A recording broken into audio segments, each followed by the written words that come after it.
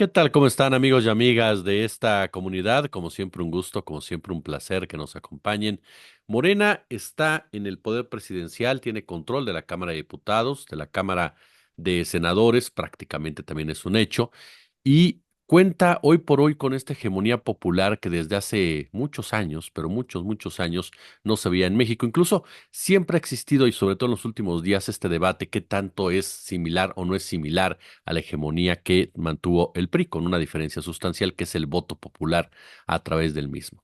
Pero ¿hacia dónde va Morena como partido político ahora que el propio Andrés Manuel López Obrador ha dejado ya la presidencia de la República, ha dejado el foro público como tal, con una nueva dirigencia? Voy a platicar con un hombre que conoce a fondo lo que está pasando en Morena, por supuesto, un referente en todos los sentidos de la izquierda mexicana, el maestro Armando Bartra, a quien saludo con muchísimo gusto. Maestro, un verdadero honor tener la oportunidad de platicar con usted. Hola, igualmente. Mucha satisfacción por poder hablar de estos temas en un medio como el tuyo. Gracias, maestro. Pues yo la primera pregunta que le haría es esa.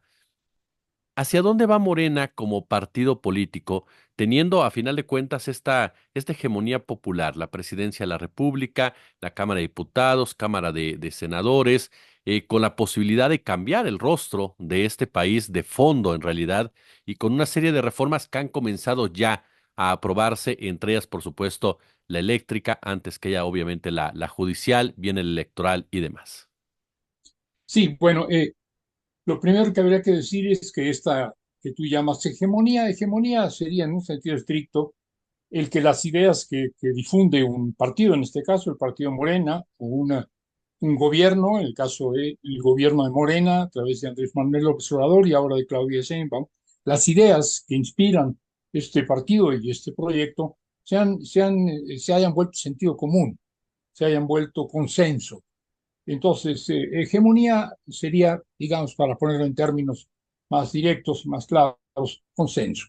Y en efecto, creo que puede hablarse ciertamente de consenso del proyecto de Morena, de consenso del proyecto de los gobiernos de la Cuarta Transformación, en cuanto a que creo la votación refleja, es un reflejo nada más, porque el consenso no se manifiesta en votos solamente, pero la votación refleja de alguna manera que la gente está convencida de que las propuestas, los planteamientos, los objetivos que se ha trazado la cuarta transformación son pertinentes.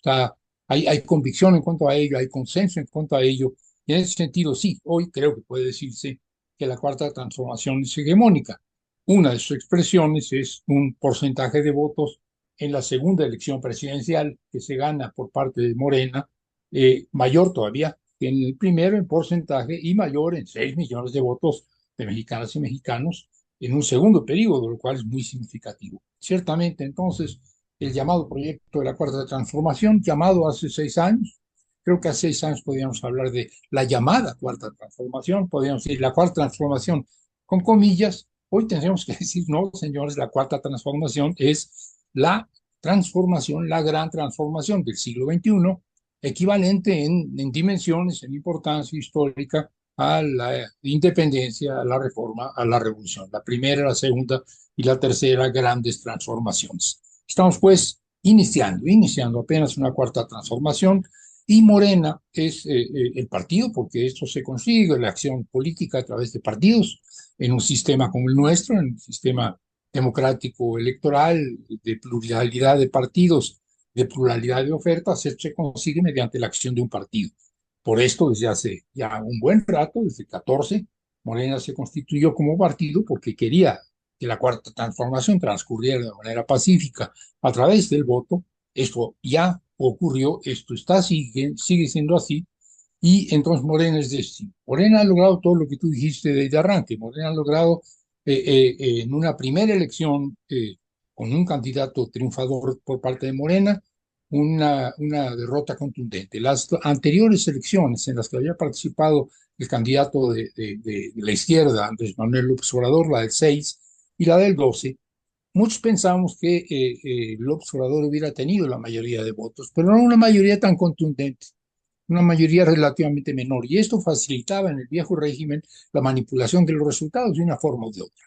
Entonces se requería una derrota contundente, un knockout he dicho yo más de una vez, porque cuando el contendiente está tirado en la lona no hay manera de que te ganen por puntos. Y eso se logró. Y esto era una suerte de milagro, porque el partido tenía en ese entonces 4 años, Morena. Después han seguido ganando presidencias municipales y han seguido ganando sobre todo estados de la República, ahora son 24. Se han ganado 30 y tantas veces gobiernos estatales, porque en algunos casos ha sido 2 veces ya. Eh, y se ha ganado la mayoría legislativa en el 6, la mayoría legislativa se conserva, perdón, en el 18 se conserva en el 21, aunque con una pequeña disminución, y se ratifica ahora en el 24 con una mayoría todavía mayor. Hablaste de mayorías en las dos cámaras. De hecho, Moreno ha tenido mayoría en las dos cámaras desde hace más de 6 años, desde hace 6 años, pero ahora es mayoría calificada y esto hace una diferencia. Esto obra de un partido.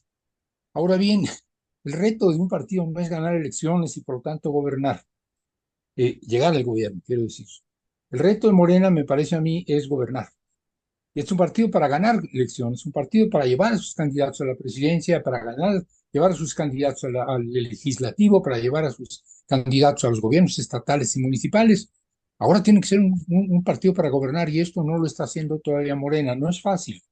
Pasar de un partido de ser un partido de oposición, partido que cuestionaba, un partido que resistía, un partido que estaba en contra, esto pues no sé si es fácil, pero bueno, la gente que somos de izquierda, pues estamos acostumbrados a la resistencia, estamos acostumbrados a la oposición, estamos acostumbrados a protestar, estamos acostumbrados a decir no.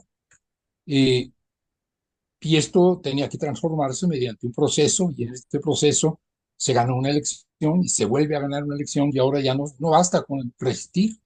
Sí, ciertamente todavía está ahí el neoliberalismo, ciertamente hay una derecha que presiona, ciertamente hay un contexto internacional difícil y complicado, un vecino en el norte que es una amenaza permanente, cuando menos un dolor de cabeza. Hay muchas cosas todavía que resistir, pero la gran tarea de la izquierda hoy en México no es resistir, es construir. Y si no nos damos cuenta de que la tarea de la construcción es la tarea del día, resistir lo que todavía nos amenaza, pero construir. La mejor forma de resistir a estas alturas de la pelea es construir. Si se gobierna bien, si se resuelven los problemas de la gente, si va mejorando paulatinamente las condiciones de vida de la población, si la gente se siente cada vez más esperanzada, si la gente ha recuperado la dignidad, si la gente está creyendo en aquello que hace y lo impulsa con ganas y con entusiasmo, si hay pues hegemonía, entonces estaremos en un proceso de construcción. Y si estamos en un proceso de construcción, un partido triunfador y constructivo debe aprender a construir. Creo que Morena no ha aprendido todavía a construir. Ha aprendido a ganar elecciones. Es impresionante, impresionante. No creo que haya un partido en el mundo tan eficaz electoralmente como Morena. Pero ya se gana. No es posible que se diga, hoy ya ganamos la elección, dentro de 6 años o dentro de 3 años nos vemos otra vez para volver a ganar la elección. Mientras tanto, señores, ya los elegimos, gobiernen. O, bueno, ni modo, perdimos, pero dentro de 3 años, ahora sí les vamos a ganar. O dentro de 6 años, ahora sí les vamos a ganar. Y mientras tanto, aquí estamos esperando, ¿no? Y ustedes hagan sus barbaridades. No puede ser. Un partido que gobierna es un partido que tiene que estar en la sociedad, participando en la transformación social desde abajo. Y la tarea de transformar la sociedad desde abajo, construir una nueva sociedad desde abajo, significa que si hay una ley federal de trabajo favorable a la libertad sindical, pues surjan los sindicatos. Pero los sindicatos no surgen por una ley, la ley la puede hacer el legislativo, la iniciativa puede venir del ejecutivo, pero la construcción de los sindicatos viene de abajo. Hay por ahí un sindicato muy, muy eficaz, o una serie de sindicatos, de una central sindical, el Sindicato Nacional de Trabajadores Mineros Metalúrgicos, siderúrgicos y similares de la República Mexicana, no se me olvidó, que sí está haciendo su trabajo, pero en términos generales el mundo obrero no es un mundo en un proceso de ebullición, de construcción, de sindicatos, de lucha por mejorar sus condiciones laborales, de revisión de contratos. Está bastante pasivo el mundo obrero, a pesar de que hoy hay leyes más favorables y el outsourcing, otra condición que dificultaba mucho la lucha, ya se modificó. Y podemos decir lo mismo en el caso del movimiento campesino. Tenemos políticas agrarias hoy como Sembrando Vida, como Producción para el Bienestar, como los fertilizantes, como las precios de garantía, pero la organización campesina hoy está menos movilizada que en los tiempos del neoliberalismo. Y lo mismo podríamos decir de otros sectores. Hay sectores que están en acción, que no necesariamente mucha acción constructiva, pero sí en la resistencia y en la protesta, como las mujeres organizadas. El feminismo sigue muy presente y muy fuerte. pero no veo tanto un feminismo constructivo como un feminismo de resistencia, porque carajo, la violencia, la muerte, las violaciones no son para menos. Entonces creo que nos falta en el movimiento social y en el partido vinculado a este movimiento social un trabajo de construcción desde abajo, y esto es indispensable. En un primer momento, yo creo que no solo era posible, sino que era casi inevitable que la iniciativa pasara de estar en el movimiento social, en el partido político, en la oposición, abajo, a estar la iniciativa arriba en el gobierno federal, en el legislativo. Y así fue. La iniciativa cambió de bando y ahora ya no estaba abajo en Morena, en Andrés López Obrador, dirigente opositor, sino que estaba en el presidente Andrés Manuel López Obrador. Eso era lógico. Así ocurrió en Brasil con Lula, así ocurrió en Bolivia con Evo, así ocurrió en Ecuador con Correa, así ocurrió con los Kirchner en Argentina. Pero en un momento dado, si la sociedad no está movilizada apoyando y criticando y presionando a un gobierno que eligió, las cosas no van a avanzar bien. Y esto no ha ocurrido en América Latina. Por ejemplo, ahora tenemos movimientos sociales muy fuertes en Argentina, movimientos sociales muy fuertes en contra de un gobierno neoliberal que regresó, de un señor impresentable que está gobernando, echando para atrás todo aquello que habían avanzado los Kirchner, pues los Kirchner y luego Alberto Fernández. Tenemos movimientos sociales que se oponen a gobiernos de derecha. No tenemos fuertes movimientos sociales que acompañen a los gobiernos de izquierda. Y creo que esto es lo que necesitamos. Y los movimientos sociales y los partidos, que son los que hacen el trabajo abajo, pues son los que tienen esta tarea. Creo que no podemos esperar otros 6 años a que siga gobernando bien ahora Claudia, que echémosle porras a Claudia, salgamos a protestar cuando Claudia nos convoque, pero nada más. Necesitamos aprender a construir, y esta es una gran tarea de la izquierda y es una gran tarea de Morena. Me fue muy largo, pero digamos es una tarea que me parece que hay que enfatizar, porque no tenemos experiencia, no hay a quien copiarle, no vamos a decir, sí, vamos a hacerlo así o vamos a hacerlo asado. El partido de los trabajadores en Brasil, no acompañó debidamente a Lula ni después a, a los gobiernos de izquierda o a los gobiernos de izquierda que finalmente fueron derrocados porque no tuvieron apoyo de su partido. Tampoco el MAS, y ahora el MAS está dividido en Bolivia. Tampoco el movimiento, el partido de la izquierda en Ecuador. En general, los movimientos sociales y los partidos de izquierda en países en que ha ganado la tendencia, diríamos, del progresismo latinoamericano, han estado omisos. No hay a quien copiarle, repito, no hay una experiencia que tú digas, este es el camino, hay que hacer camino al andar, y en eso estamos.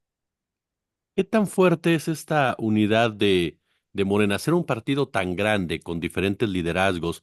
Mucho tiempo se dijo, maestro, que Morena era como una especie, no de forma denostativa, sino descriptiva, una especie de torre de Babel alrededor de un hombre, de la figura de López Obrador, pero lo mismo te encontrabas a un Armando Bartra, a un Víctor Toledo, pero del otro lado a un Alfonso Romo, a una Tatiana Cloutier, incluso personajes como la propia Telles o el propio Germán Martínez en algún momento y la contraparte de un Fernández Noroña. ¿Qué tanto está en este momento la unidad de Morena sólida, ya sin la figura de este personaje de Andrés Manuel López Obrador?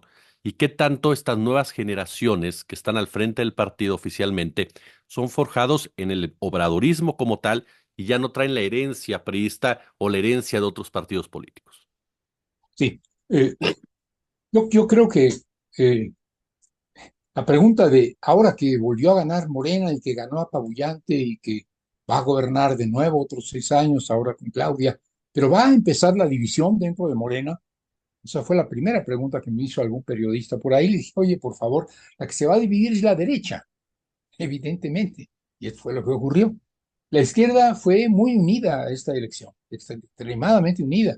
Cuando tú hablas de nombres de personas que son de personas con identidades y con trayectorias de signos muy diversos, que es verdad, y todavía podíamos enumerar más, todas estas y otras muchas, gente que venía del PRI, gente que venía del PAN, este, gente de los partidos aliados, sin duda, el Verde, el Partido del Trabajo, este, ahí estaba en la unidad. Gente que había estado muy enojada y muy molesta porque a la hora de destapar las corchulatas y de ponerlas en la medida de la voluntad popular, no quedaron electos, digamos, Ebrard, ¿no? En un momento dado se decía, no, es que Marcelo está buscando una opción distinta. Bueno, Marcelo ahí estaba y ahí está. Sí. Este, se- para quienes están un poquito más cerca del partido, hay compañeros que habían estado muy críticos, terriblemente críticos, que parecía que eran rupturistas, alguno pensaba que por ahí, por ese camino iban, y ahí estaban en la unidad.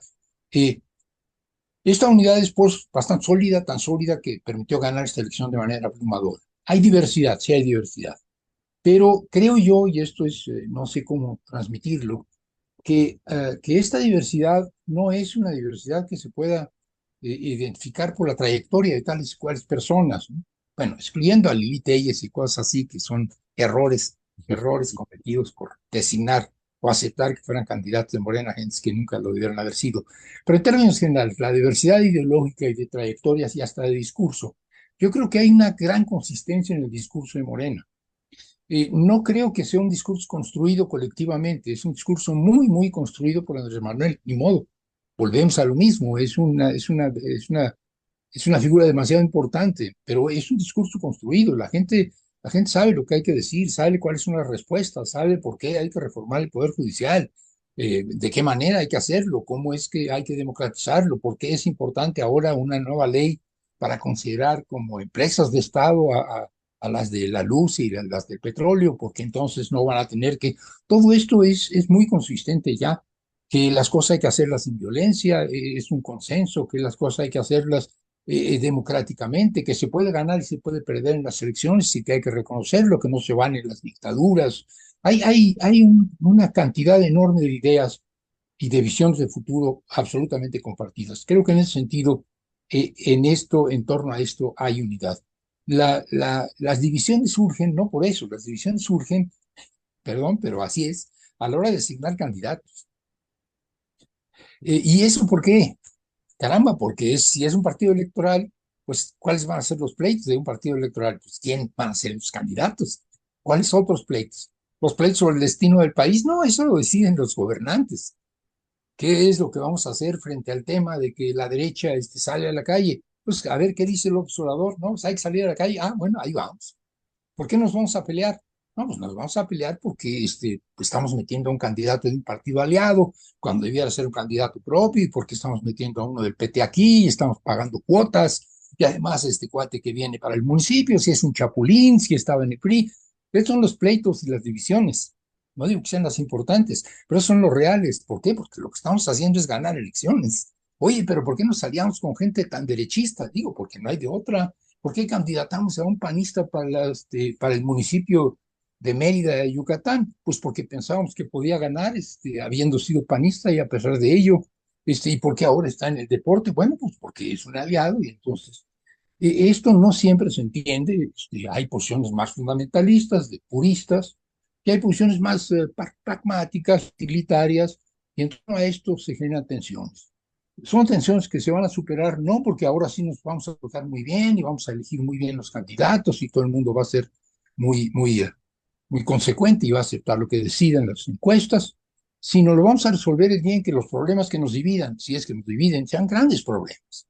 A ver, ya tuvimos ahora en este primer saque del gobierno de Claudia y último de Andrés Manuel, una gran reforma electoral, una gran reforma, perdón, constitucional. No todas las iniciativas de Andrés Manuel, pero sí la mayoría eran constitucionales y Claudia tiene algunas propias también. Y se van a lograr, se están logrando, hay mayoría calificada, tenemos una modificación ya del Poder Judicial que es fundamental, tenemos reconocidas como empresas de Estado, otras que tenían que participar en la competencia y que por lo tanto no tenían la posibilidad de conducir, la Comisión Federal de Electricidad, Petróleos Mexicanos, tenemos derechos de los pueblos originarios que ya van a estar en la Constitución, hemos hecho una suerte de reforma de la Constitución sin hacer una nueva Constitución. Lo que se hizo en Venezuela, llegando Chávez, una nueva constitución, llegando Evo, una nueva constitución, llegando Correa, una nueva constitución. Que alguien dijo, llega Andrés Manuel, una nueva constitución. No, vamos a trabajar con la que tenemos. Ah, entonces ya no quieres cambiar la constitución. Sí, la quiero cambiar, pero no quiero empezar cambiando la constitución porque se nos acaba el sexenio. Vamos a continuar con la constitución que tenemos, pero al final, ¿qué es lo que hace? Va el paquete y es una nueva constitución. ¿Por qué? Porque el constituyente, es decir, en este caso, el Congreso de la Unión, con mayoría calificada, que se vuelve ya no Congreso, ya no legislativo, sino constituyente. La mayoría calificada te vuelve constituyente en automático. eres el constituyente, eres el que hace nuevas constituciones o nuevos artículos constitucionales. Entonces, el tema de discusión es, ¿necesitamos una nueva constitución? ¿Realmente necesitamos crear un constituyente un poco a la chilena y a debatir con la sociedad? ¿O con esta tenemos para otro sexenio y vamos a seguir haciendo? Pues sería una bonita discusión. Yo creo que no necesitamos una nueva. El tema que sorprendentemente ha mantenido Andrés Manuel y ahora mantiene Claudia, no queremos una reforma fiscal. No vamos a hacer una reforma fiscal. Con cobrarles a los que no pagaban tenemos suficiente. Con ser eficaces, etcétera, tenemos suficiente. Lo dijo Andrés Manuel. Algunos dijeron, bueno, sí, pero ya que entre el segundo periodo, ahora sí va a haber reforma. No hubo. Dijimos, bueno, pero ahora sí, ya con Claudia va a haber reforma. No, no va a haber. ¿Se requiere reforma fiscal? Yo creo que sí. Hay personas que creen que no, hay personas que creen que sí. Yo pienso que a los empresarios les gustaría una reforma fiscal porque el Estado tendría más recursos para hacer infraestructura, que es lo que quieren los empresarios. Igual que a los empresarios no les molestó que se aumentara el salario mínimo, porque es demanda interna, porque es mercado. Entonces yo creo que debe haber en algún momento, y hay que empezar a prepararla, una reforma que tenga que ver con el cobro de los impuestos, una reforma fiscal. Y es un tema a discutir y podríamos debatirlo dentro del partido, los que dicen que no, los que dicen que sí, cómo y cuándo.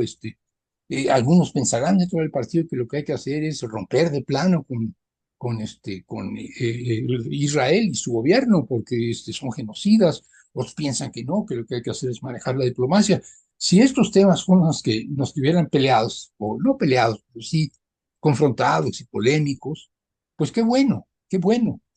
Lamentablemente no es esto, ¿no? Lamentablemente es porque le diste al verde, ¿no? Y finalmente no hay identidad ideológica. Eh, yo no creo en la división de Morena porque sea posturas antagónicas y opuestas. Creo que lo que puede dividir a Morena es que siga siendo un partido puramente electoral cuando estamos ya en la segunda entrada, en la segunda etapa de la construcción de un nuevo México, y entonces tiene que ser un partido al que le preocupe cómo carambas trabajar con los sindicatos sin ser corporativo y clientelar. El partido. Gobiernas, pero no estás en los sindicatos, ¿por qué no? Sí. ¿Cómo trabajar en los movimientos sociales sin ser gestor, ¿no? Como el PRI, ¿no? Si tú te afilias y votas con nosotros, te vamos a conseguir la carretera. No, pero sí podemos ayudarle a la gente que se organice, que reclame sus derechos y busque las alternativas. Si empezamos a hacer esto, va a haber pleitos y diferencias, pero esas serán pleitos y diferencias políticas o estratégicas y sustantivas, y no pleitos y diferencias mezquinas, de minucias o de cuestiones de que no hay mucha discusión interna, pero discusión interna acerca de qué. Bueno, este es un punto de vista, evidentemente es un punto de vista nada más, no es un consenso. Ahora sí que estas ideas no son hegemónicas todavía, no son sentido común, ojalá lo fuera. Finalmente quedó maestro Armando Bartra. El tema, usted ya lo tocaba en cierta parte. Eh, Miguel Ángel Yunes, Erubiel Ávila, el propio Sergio Mayer, han puesto sobre la mesa la discusión de la izquierda principios contra pragmatismo. El principio de una izquierda que dice no hay que pactar con estos personajes. Otra izquierda que es más electoral que dice es necesario para sacar adelante lo que tenemos pendiente.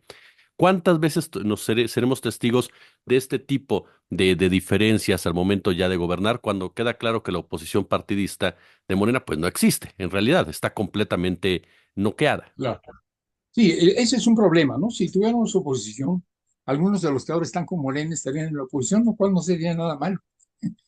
Alguien con quien polemizar y con quien discutir, no tipos como los que ahora representan al PAN o representan al PRI, que son golpeadores en realidad y no son. Bueno, tenemos un problema efectivamente de que no tenemos una oposición con la cual discutir, pero también yo creo que tenemos internamente la posibilidad de una discusión más constructiva. No sé, tú mencionaste una serie de nombres. Yo creo que la idea rectora no es si este es demasiado malo o no es suficientemente bueno, o si hay que ir solo con los que definitivamente son idénticos a nosotros, sino el tema es qué queremos hacer y cuál es la correlación de fuerzas que necesitamos para hacer. Lo digo en 5 palabras. ¿Qué queremos hacer? ¿Cuál es el objetivo? No el objetivo estratégico de largo plazo, que es que todos sean felices, etcétera. El objetivo inmediato. Queremos reformar la Constitución, es un objetivo inmediato. ¿Lo queremos o no lo queremos? ¿Sí o no? Sí, no, sí queremos, porque no podemos seguir gobernando cuando no podemos sacar del mercado y de la competencia de las empresas de Estado y por lo tanto no podemos ser rectores en la política energética. Necesitamos cambiar la Constitución. No podemos seguir teniendo un poder legislativo, un poder judicial corrupto y patrimonialista. Necesitamos cambiar la Constitución. ¿Queremos cambiar la Constitución? Sí. ¿Es un objetivo legítimo? Sí. ¿Cuál es la correlación de fuerzas necesaria para cambiar la Constitución? Mayoría calificada. En las dos cámaras. Si no, no cambiamos la Constitución. ¿Queremos mayoría calificada? Sí queremos mayoría calificada. ¿Cómo la vamos a conseguir? Con los puros, no mames. Con los puros no conseguimos mayoría calificada. Ah, entonces con los impuros, ¿qué tan impuros? Pues depende de qué tanto necesitemos para conseguir la mayoría calificada. Y la mayoría calificada en el Senado se consiguió con uno que faltaba, uno solito que faltaba, y no fue precisamente muy puro que digamos. Y alguien puede decir, no, de ninguna manera, con ese dicho, no deberíamos haber ganado la mayoría calificada en el Senado. Nos deberíamos haber quedado sin la mayoría calificada, pero no admitir de ninguna manera que esa persona sumara sus fuerzas con nosotros y ahora no tendríamos reforma del Poder Judicial. Entonces, es un problema de qué te propones y cuál es la correlación de fuerzas para lograrlo. Y entonces decides con quién sí y con quién no. Puedes cometer errores. Lili Telles es claramente un error, ¿no? No hay ningún proyecto específico ni ninguna correlación de fuerzas que justifique el que en algún momento hubiera sido parte de las huestes de Morena. Pero en términos generales es la discusión. Entonces, fíjate objetivos. Bueno, ahora queremos finalmente una política de cuidado. Una política de cuidados quiere decir que los niños pequeños, que los enfermos, que los minusválidos, que los adultos mayores tengamos una atención que venga del Estado y no solo de las familias, es decir, no solo de las mujeres. Es un tema fundamental, un tema absolutamente fundamental, es un tema que ha manejado Claudia con mucha energía, pues porque efectivamente es mujer y con ella llegan las mujeres al gobierno. Pero es un tema que involucra a todas las mujeres, no es un tema nada más de Morena y no es un tema de Claudia que es mujer, o no es un tema de Clara Brugada en la Ciudad de México, o no es un tema de nuestra ahora secretaria general, es un tema de todas las mujeres. Hacer una verdadera política en que la mujer pueda irse liberando de la excesiva carga doméstica. No quiere decir que vaya a dejar de atender a sus hijos, no quiere decir que se va a despreocupar de los enfermos, solo quiere decir que esto es una tarea compartida y que el Estado debe intervenir porque no puede atender la mujer ni el varón en una casa a un enfermo terminal porque no tiene las capacidades y el estímulo temprano cuando tienes 3 o 4 hijos no es fácil dar. Es necesario que sea un gran movimiento en el que participen todas las mujeres, todas, con esto quiere decir, las feministas radicales y las panistas y las priistas que ponen por delante su agenda de mujer por encima de su agenda de partido. ¿Cuándo de eso se trata? Hacer una mayoría con temas que involucran a las mujeres como mujeres. Y ahí sí no importa tanto si eres de Morena o si eres del PRI o eres del PAN o eres del PRD, si es que queda PRD o eres de lo que sea. Eh, yo creo que sí, yo creo que ahí va a ser necesario sumar y es posible sumar y es muy importante sumar. O sea, una tarea que tiene que ver con el género, que tiene que ver con la mitad, poco más de la mitad de la población de nuestro país, es una tarea que no puede construirse con solo los puros, con solo los radicales, con solo el feminismo que más nos gusta, sino con todos los feminismos, con todos los feminismos. Pongo un ejemplo, podría haber muchos más, ¿no? Claro. Pero sí creo que el tema de la unidad en torno a objetivos es el tema de la unidad en la pluralidad, y la pluralidad es tan extensa, tan amplia como la correlación de fuerza te lo demande, y hay ciertos objetivos que demandan la mayor amplitud y otros no, otros puedes buscar que estén nada más los muy claros, los muy definidos, y con eso te tienes suficiente. Pero en otras cosas necesitas que estén todos, que estén todas. Y creo que vamos por ese camino, creo que vamos por ese camino, creo que el observador tuvo que dar las batallas más duras porque había que cortar, abrir camino con el machete.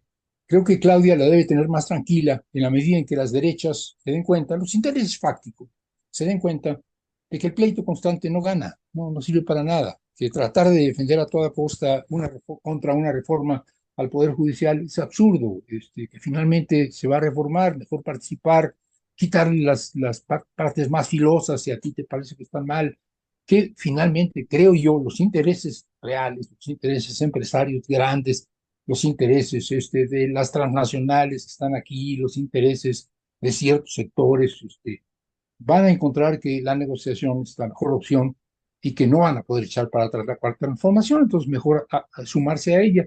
Está comprobado en América Latina que los gobiernos progresistas, cuando pudieron ser hegemónicos y cuando tuvieron la iniciativa, y en algunos países todavía la tienen, a los ricos y a los empresarios les fue bien, y a México les ha ido bien.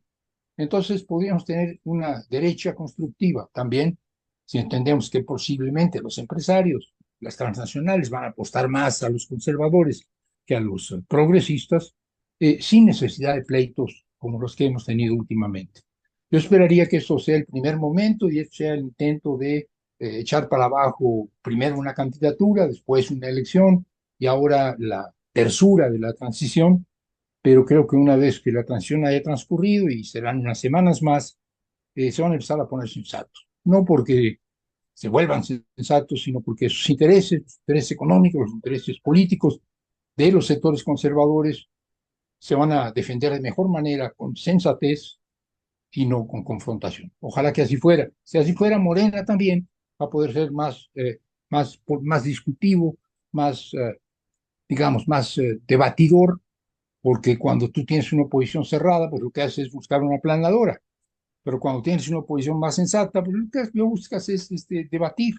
Hay una serie de cuestiones de la iniciativa lanzada por las 20 iniciativas de Andrés Manuel López Obrador que son discutibles, que son mejorables, que son precisables. No necesariamente todos los organismos autónomos tienen que desaparecer. Yo soy parte de un organismo autónomo y yo creo que no debe desaparecer. Eso es algo que hay que discutir. A lo mejor sí va a desaparecer, ok. A lo mejor no.